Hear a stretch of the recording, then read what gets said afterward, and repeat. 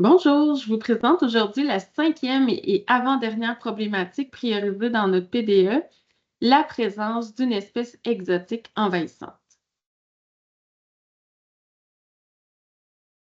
D'abord, à quoi fait-on référence quand on parle d'espèces exotiques envahissantes? Eh bien, ce sont des espèces animales, végétales ou microbiennes qui ont été introduites de manière volontaire ou non dans un milieu en dehors de leur aire de répartition naturelle. Cette problématique est loin d'être nouvelle, mais elle est toujours d'actualité. En fait, elle remonte à la colonisation. Plusieurs éléments peuvent être en cause de l'introduction. Nommons par exemple la circulation d'embarcations ou d'équipements nautiques contaminés, les animaux domestiques relâchés dans la nature, par exemple la tortue à oreilles rouges et le poisson rouge qu'on retrouve couramment en animalerie. L'horticulture et l'aménagement paysager peuvent également être une source d'introduction de végétaux.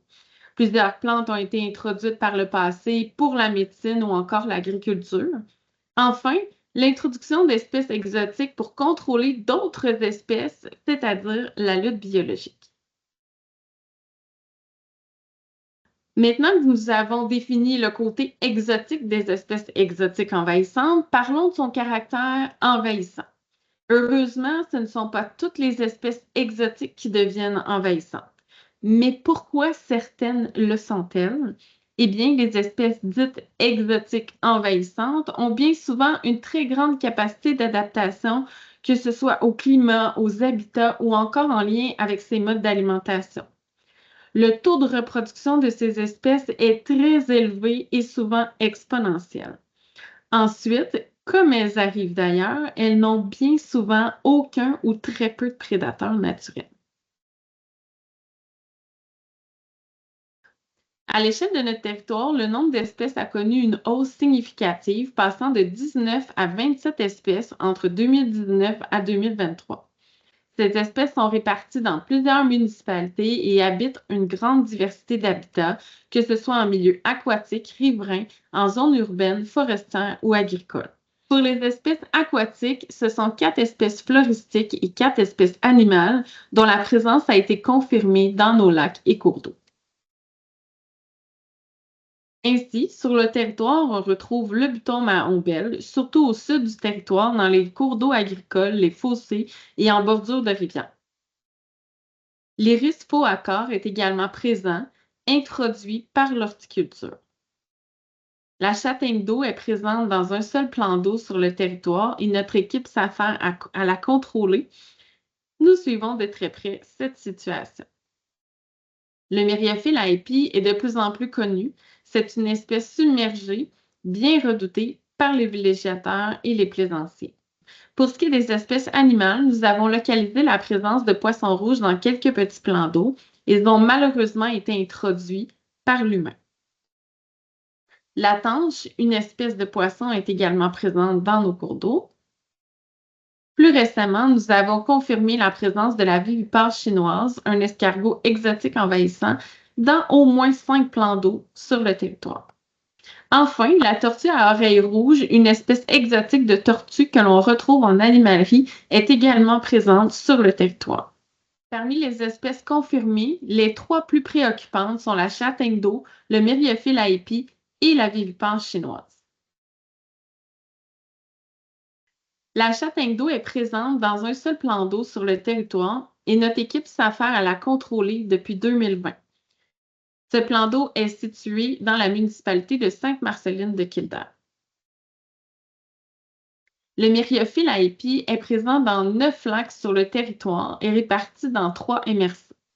Un plan de lutte a été élaboré dans la MRC de Matawini et ce depuis 2018. Des citoyens, associations de lacs et municipalités travaillent d'arrache-pied pour contrôler l'espèce aquatique. La troisième espèce préoccupante est un escargot asiatique, la vivipare chinoise. Les récentes activités de contrôle de cette espèce ont permis de confirmer sa présence dans au moins 5 lacs sur notre territoire, concentrés dans la municipalité de Rawdon.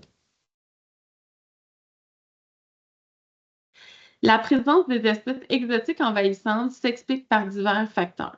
Du côté des plantes aquatiques comme le myriophylle à épis, on soupçonne fortement que les équipements nautiques soient à l'origine de son introduction dans les plans d'eau.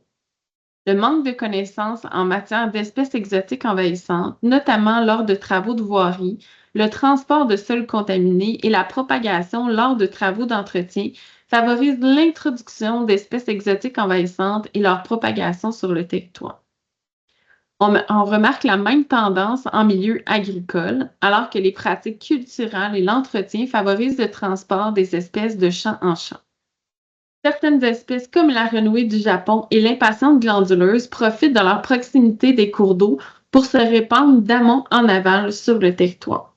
Enfin, la châtaigne d'eau serait quant à elle introduite pour des raisons ornementales, tout comme le buton marron belle, l'iris faux accord et la renouée du Japon. La présence et surtout la propagation des espèces exotiques envahissantes a des impacts sur l'environnement, c'est-à-dire qu'elle est responsable d'une perte de biodiversité dans nos milieux et de la réduction de la diversité génétique.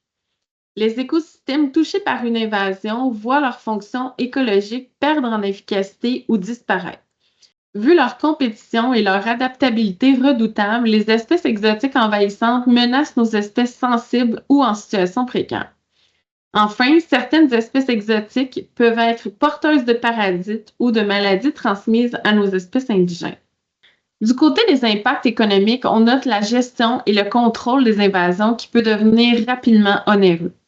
Ensuite, les espèces exotiques envahissantes sont nuisibles dans plusieurs secteurs d'activité comme l'agriculture, l'exploitation forestière et acéricole, en plus d'avoir un impact important sur l'offre récréotouristique.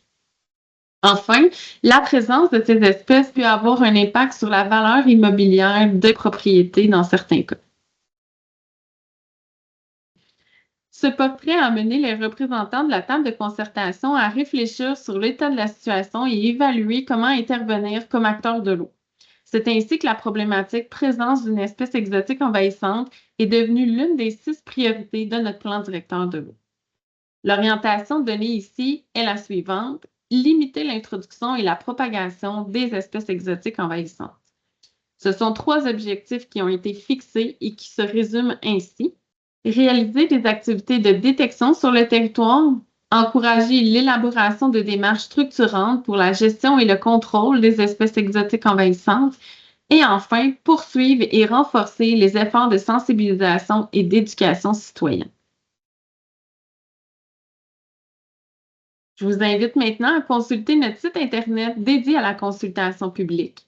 Vous y retrouverez toute l'information en lien sur cette problématique priorisée ainsi que les objectifs à atteindre.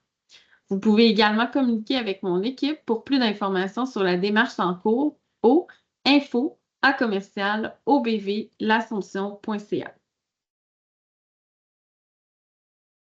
Vous retrouverez également un sondage pour chacune des problématiques priorisées au plan directeur de l'eau. Vous êtes invités à le compléter pour nous transmettre des actions qui permettront d'atteindre ensemble nos objectifs.